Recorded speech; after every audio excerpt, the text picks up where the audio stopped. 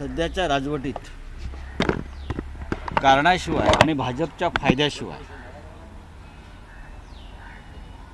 काही होत नाही. अरुण गोयल यांना सर्व नियम आणि कायदे कानून संविधान डावलून त्यांना निवडणूक आयुक्त केलं. प्रशांत भूषण यांनी त्याच्याविषयी सुप्रीम कोर्टामध्ये याचिका दाखल केली. सुप्रीम कोर्टानं सुद्धा त्यांच्या निवडणुकीसंदर्भात प्रश्नचिन्ह निर्माण केलं होतं.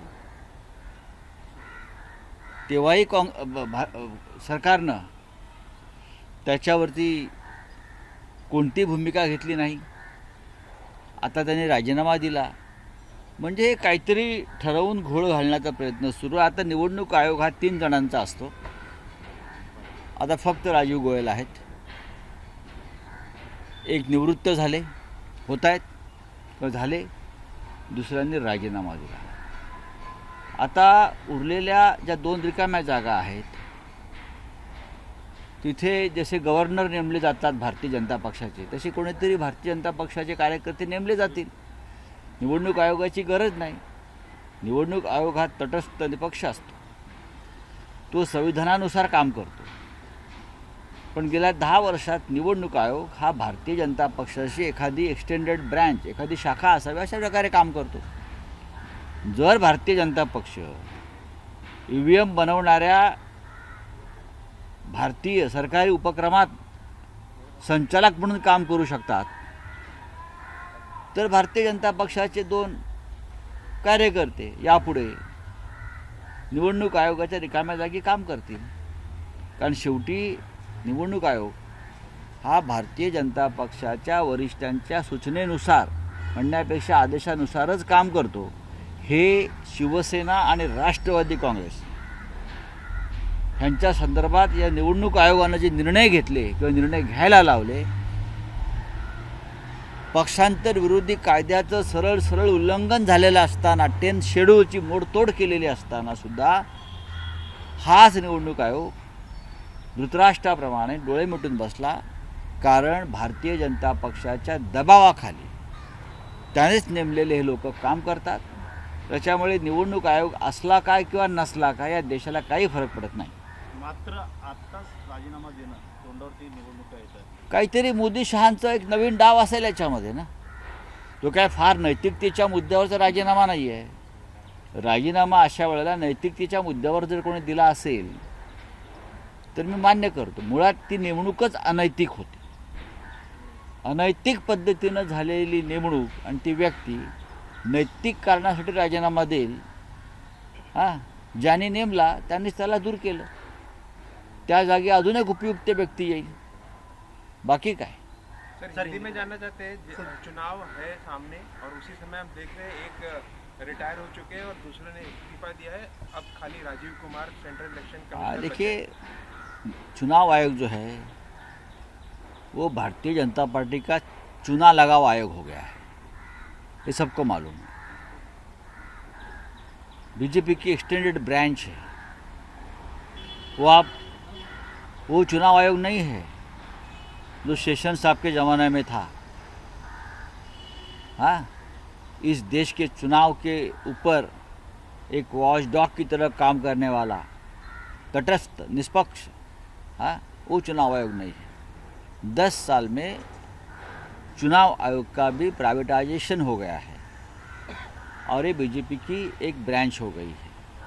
इसलिए चुनाव आयोग है नहीं है उससे कोई फ़र्क नहीं पड़ता है. अब 2 लोग चले गए, एक बाकी है. तो जैसे और जगह पे के चाहे हाई कोर्ट, सुप्रीम कोर्ट,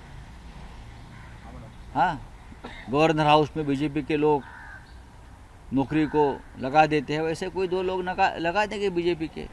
जैसे EVM मशीन बनाने वाले कंपनी में 2 लोग बीजेपी के डायरेक्टर लगा दिए हैं. ये चुनाव आयोग किस तरह से काम करता है उसका अनुभव हमने लिया है.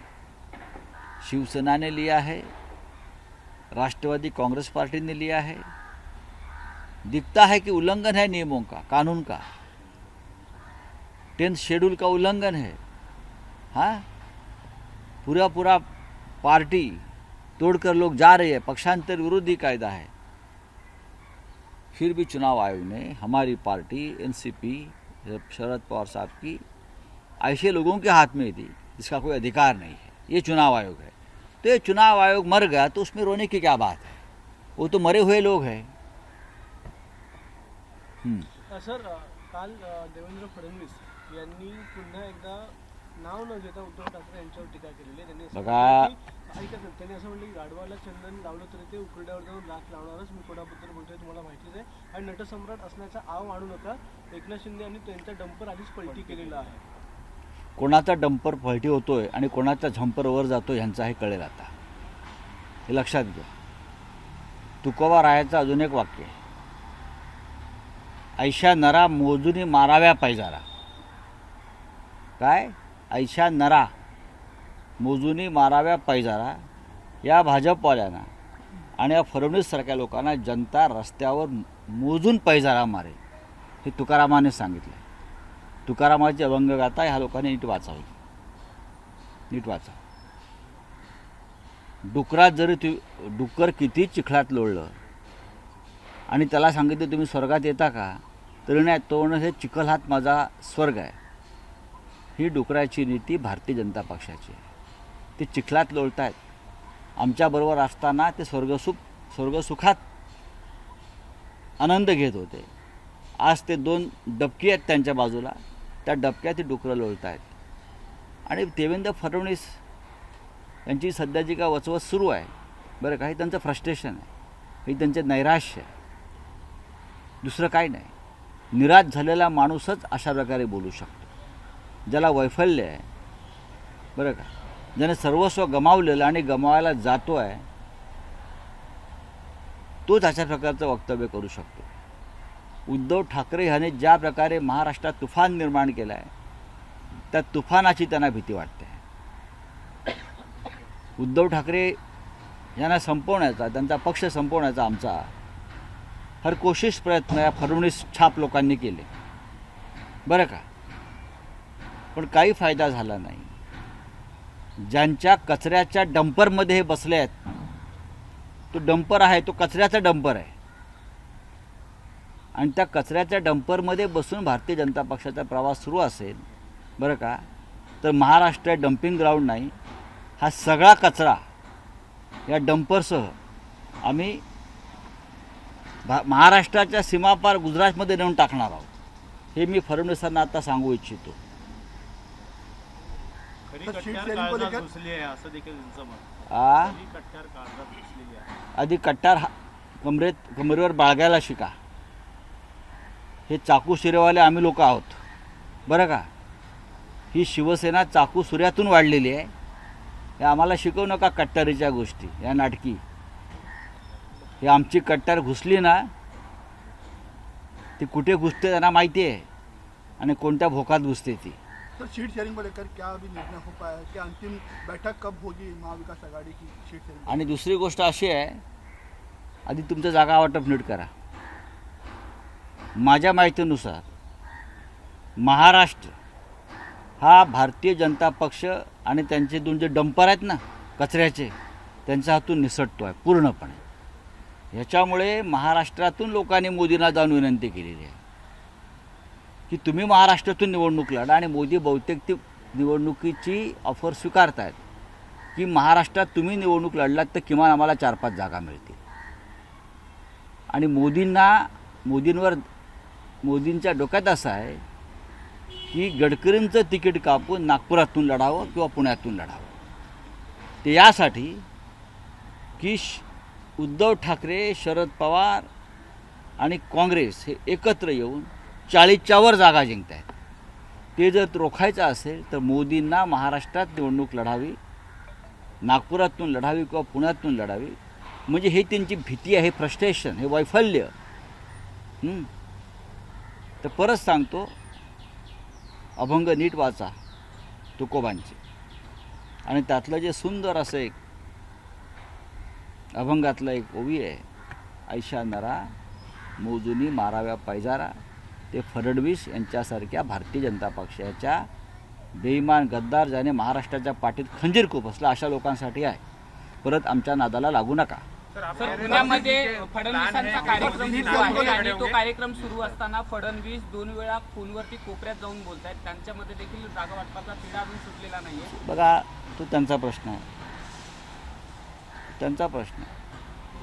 ते कोपऱ्यातच जाऊन बोलतात ना. कोपऱ्यात कोण बोलतात? मर्द कोपऱ्यात जाऊन बोलत नाही, मर्द समोर खुलेआम बोलतात. सर, सीट शेयरिंग को नागपुर से लेकर मोदी जी खड़े डॉक्टर होंगे. सीट शेयरिंग को लेकर क्या निर्णय अभी तक सामने आ पाया? फाइनल सीट शेयरिंग हो जाएगा, सीट शेयरिंग हो गया है, हो जाएगा नहीं, हो गया है। प्रकाश अंबेडकर के जो बात प्रकाश अंबेडकर जी के साथ होगा। प्रकाश अंबेडकर जी ठीक है, आपके सामने उनकी बात अलग है, लेकिन प्रकाश अंबेडकर जी, बहुजन वंचित आघाड़ी, ये सब हमारे साथ है। अगला नेता कब आएगा वो वेट कर रहे हैं, कहते हैं कि आप आ जाएगा, आ जाएगा। हम लोग मुंबई में ही नहीं थे, आज सब लोग मुंबई में पहुँचे।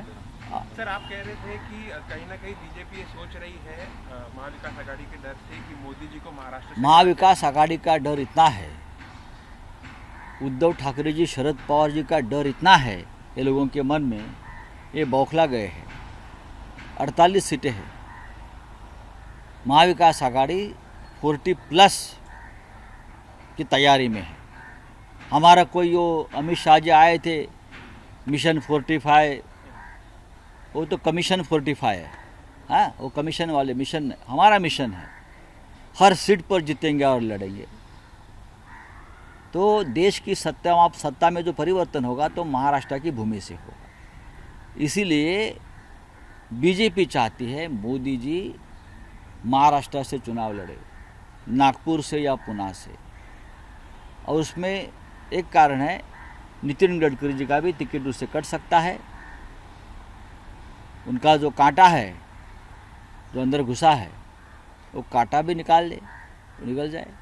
लेकिन ठीक है, मोदी जी कहाँ से भी लड़े, आमना सामना तो हमारा ही उनसे होगा। सर एक सवाल है, पश्चिम बंगाल में रामनवमी के लिए पहली बार छुट्टी, पब्लिक हॉलिडे डिक्लेयर किया गया है। ऐसा पहले देखा नहीं गया। कई चुनाव के चलते इस तरीके का निर्णय लिया। अगर ये बीजेपी करती है तो चुनाव का निर्णय नहीं, अगर ये बीजेपी करती है तो चुनाव का निर्णय नहीं, ममता जी करती है तो चुनाव का निर्णय है। ये सोच आप बदल लीजिए, देश बदल जाएगा। रामदास कदमांनी गद्दार बोलले बरं का?